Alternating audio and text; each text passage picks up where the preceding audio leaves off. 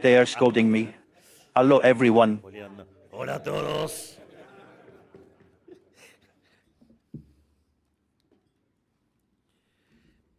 It is a real pleasure for me to be visiting the Centenary institution founded by Carlos Pellegrini. Fundada por Carlos Pellegrini. That storm pilot who took over in the middle of a crisis did what he had to do without worrying about the political consequences, and saved the public accounts of our country to return to the end of the 19th century to the path of growth that we had become accustomed to. Since the moment I got involved in the presidential race, I have always been a guide for Carlos Pellegrini. La carrera presidencial, siempre puse como guía a Carlos Pellegrini. In fact, when we launched the movement for freedom, it was when Carlos Pellegrini took over as president in the middle of a crisis. De la libertad avanza en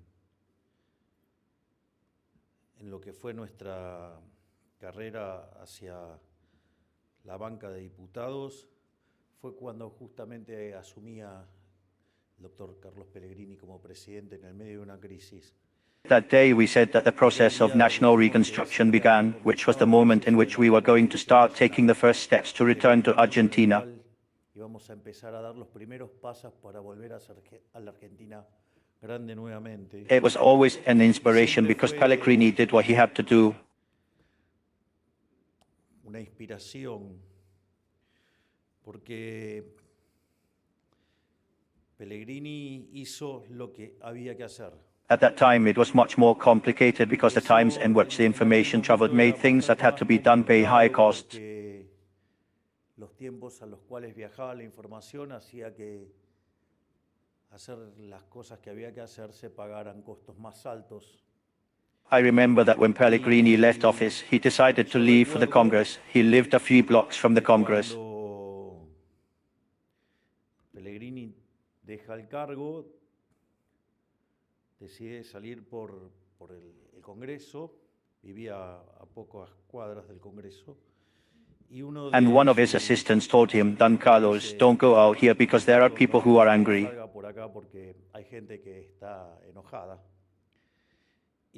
Pellegrini decided to adjust his jacket, put on his coat, took the cane and went out walking where he had to go out walking. Ajustarse su chaqueta, se pone la galera, toma el bastón y sale caminando por donde tenía que salir caminando. And obviously in those meters they did not tell him very nice things, however history remembers him as a pilot of storms. Sin embargo, la historia lo recuerda como el piloto de tormentas. Entonces, this means that we come to do what we have to do regardless of what is said in the short term. Independientemente de las cosas que se digan en el corto plazo. Fortunately for us, luck is bringing us better results even in the short time. Trayendo mejores resultados aún de corto plazo. We have managed to make the biggest fiscal adjustment in the history of humanity in time and form. Because if we consider the adjustment between the National Treasury, which is a reduction in public spending of 30%,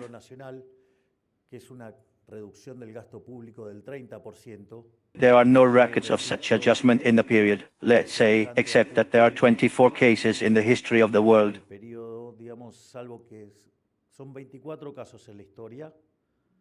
But in the other 23 after a war, therefore there is no record of something like that. And also the adjustment of the central bank, which was 10 points of the PBI, the deficit. In a year, basically in 6 months, we made that adjustment of 15 points of the PBI. In addition, the Treasury, where everyone said it was impossible to do it, we did it in a month. So that everyone predicted that not only we were not going to be able to lower inflation, but to be traveling at interannual levels of 300, today it travels at levels of 20. But they also predicted a mega hyper recession. And when we look at the monthly estimate of economic activity, In times of destationing, when we compared December 24 with December 23, not only have we not fallen, but also the PBI rose 6%. The first quarter traveled at levels of 5-8, and now the PBI has been traveling the second quarter at levels of 7-7. They also said that we were going to exploit the number of poor. One way assumes the number sincerely, and obviously that meant knowing that poverty was around 57% and today it is around 31%. That is to say that the heartless and heartless liberals took 12 million human beings out of poverty, and within those 12 million human beings that we take out, there are 2.5 million young people and children who live poverty. While the City of Freedom is working,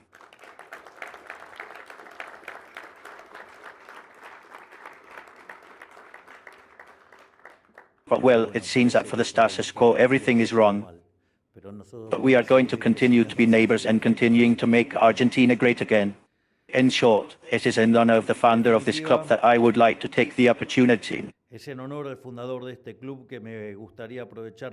bring to the coalition a discussion that we have had in recent weeks about whether Argentina was powerful or not between the end of the 19th century and the beginning of the 20th century. To put it in context, at that time our country was among the first 5 countries with the highest per capita GDP in the world, Font Angus Madison. It is true that later they were doing recalibrations of this estimate. So Argentina is not first, it is third, but we basically are there.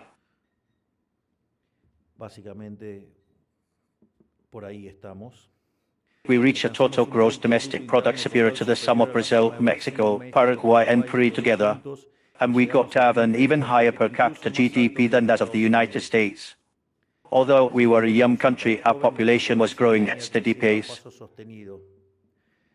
Between 1870 and 1914, our population practically quadrupled, and our nation was a refuge for millions of people escaping hunger and war. Those looking for better living conditions concluded that Argentina had everything it needed to prosper. During this process, we also developed a large part of the infrastructure that we still utilize to this day. In fact, we were the country of the region with the most kilometers of tramways. During that same period, we managed to pass from 80% of illiteracy to eradicate it. And we managed to improve our life expectancy by 50%. Buenos Aires quickly became the first cosmopolitan capital of Latin America, and Argentina became the protagonist and the concert of the nations. We were referenced in international law, we mediate in international conflicts, and our public titles were demanded in the main banks of Europe and the United States. And if that were not enough, we still had vast virgin lands and resources to be exported. Just like now, that is, 100 years ago, we had the same gold, the same oil, the same copper and the same fertile fields as today. And why did this happen in this way? Because we were embraced by an elementary truth, that having a child was the best thing to have a thriving civil society. Imagine that it was estimated that by the time the participation of public spending on PBI was around 10%. And in recent years it became close to 45% on PBI, a true aberration that we have begun to correct and that is now at 35%. In fact, the latest data on what has to do with the participation of the national public sector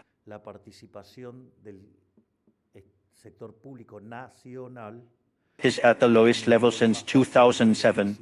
We have made a tremendous adjustment. An adjustment that is not accompanied by the provinces or by the municipalities that continue to maintain the same levels in terms of PBI since the moment we assumed. That is, there has been a motorway in the nation and it is not being accompanied by the provinces or by the municipalities. And it is more so in some cases, some perverse, in the face of the taxes that we make, because we also have to cut it. Last year we eliminated taxes by more than 2 points of PBI.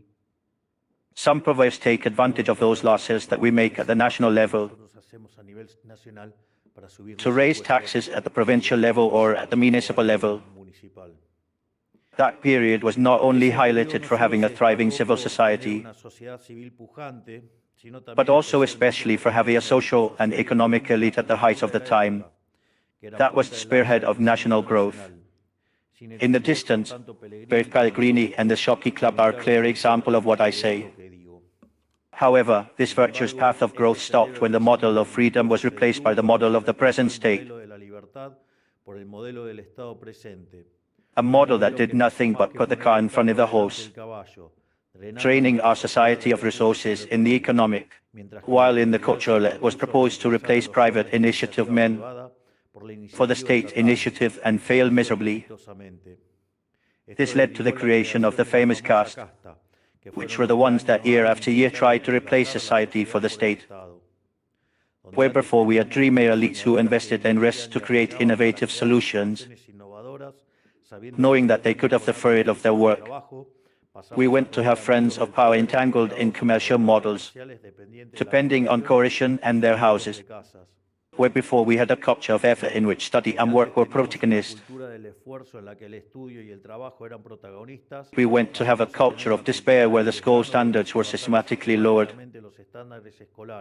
to the point of cancelling the repetition, and where the word work was distorted in going to warm a chair to the municipality. Where before we had a high class capable of philanthropic works without precedent, we went to have a state incapable of buying a tomography, and thus we can continue to enumerate for days. In fact, there is a wonderful book of our highest reference and the history of the ideas of freedom, which is Dr. Alberto Venegas, along with another giant of the ideas of freedom, which is Martin Cross, who has a wonderful book called In Defense of the Most Necessary. And one of the things that it shows is how society was self-organized to give contention to the most vulnerable,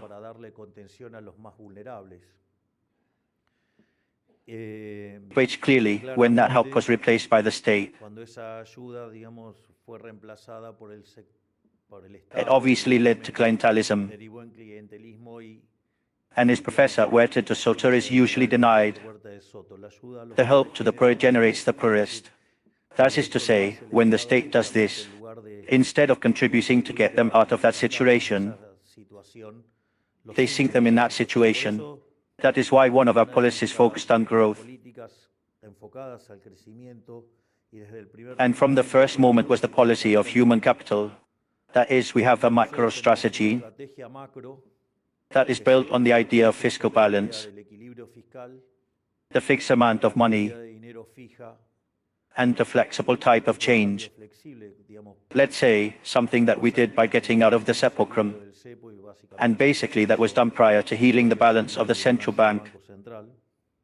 And on the other hand, a clear growth strategy that has to deal with reinsertion in the world, with economic freedom, with deregulation, and obviously with human capital. And in that sense, what changed was philosophy. Before, social policy sought, let's say, to give assistance, to give subsidies. That does not work. It is not a matter of giving fish to people. It is a matter of teaching them to fish. And that is what we are doing from human capital. And with that logic, we have taken out 12 million people from poverty.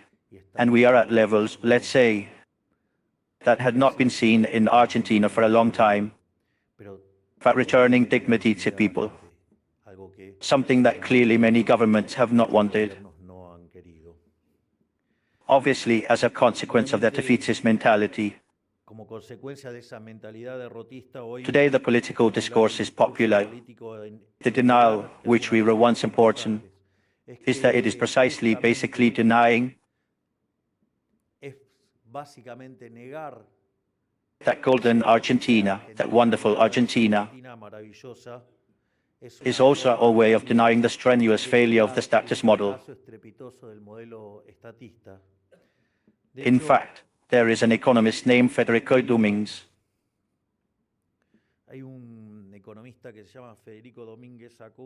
He wrote a very interesting book where he separates Argentina and long cycles. Instead of looking at short cycles, he looks at cycles of around 80, 90, 100 years. And basically there is a moment called the Liberal Argentina, which is 90 years between 1853. That is the moment of the constitutional liberty, and let's say 1943. And he says that at that moment, it is the moment where Argentina clearly made the takeoff. And Argentina it stopped being the country of barbarians. It became a power. Clearly, the story is a story that makes it very uncomfortable for miserable pigs who want to deny the decline that began from 1943 and ended up collapsing in 2003. Why not forget that we were on the brink of hyperinflation? We had passes remunerated in a central bank, the equivalent of 4 monetary bases. We had debt in pesos winning, let's say in a course of 3 months, for the equivalent of 9 monetary bases. That is, we would have multiplied in less than 3 months the amount of money by 14. And we also had a mania bar, let's say a surplus of money, which was double what we had in the previous Al Rodriguez. Remember that in Al Rodriguez, inflation multiplied by 6. Therefore, if we had the double, let's say we could multiply by 12, then multiply by 12 as a drop in the demand for money, multiply by 14 for expansion of the supply. Clearly, in fact, Ariel Kornberg himself made the alternative calculation, and the one that gave me 17,000, he gives him 18,000. So basically that was what we faced. And we have managed to tame inflation without expropriations. That is, we have respected the right of ownership. All the cleaning that was done of the balance, the central bank, we did not make a Bionics plan. We cleaned it and the market. We did it respecting the right of ownership, something that will basically be in all the books of tax. From the history of such a task done, let's say not only by the enormous Minister of Economy that I have, who is Toto Capito, is vice, let's say Jose Dosa, let's say, but also because of the joint work between the Central Bank of Santiago Borsali and Pablo Cornes from Finances.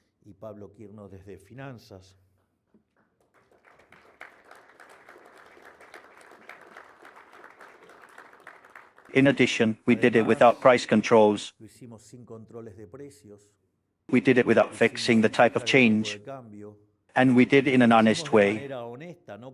Because it is not that we made the adjustment of rates before and after starting to measure the stabilization program, but we are doing it during. In fact, if you, for example, take the latest data of minor inflation of 1.6, if you look closely, it is already coming to 0.8. That is to say that today inflation is already low, let's say it travels around 12%. And if you look at the issue of free baskets, let's say, of what has to do with the basket that determines poverty, we are at inflation levels around 7–8%, which is missing a lot, without a doubt, because I am not going to rest until inflation is 0. But what we did a lot is also true. So imagine that that model would have left us not only hyperinflation, it would have left us at least 90% of the poor. And they want to cover that. They want to deny the greatness that we had during the 19th century and early 20th century. It is a way of fighting the enormous failure, especially when they do it, those garbage, with a historian title that what they want to do is hide the failure of the ideology that they hide. And that is why I force the data. That is why I say they always believe that they have the right to rewrite history. But we tell them, we answer them, As Missy said, while they continue to repeat their own lies, we are going to continue repeating our truths.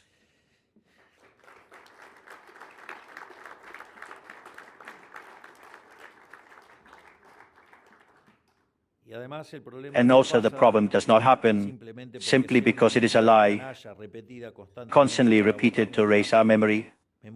But the problem happens because it is a sad passion that intends to paralyze society to convince it that we can now achieve great things, as if our country was condemned to do little for the rest of time because doing nothing, even when it is believed that we can do little. It is the worst of the decisions. Many times, even the criticism,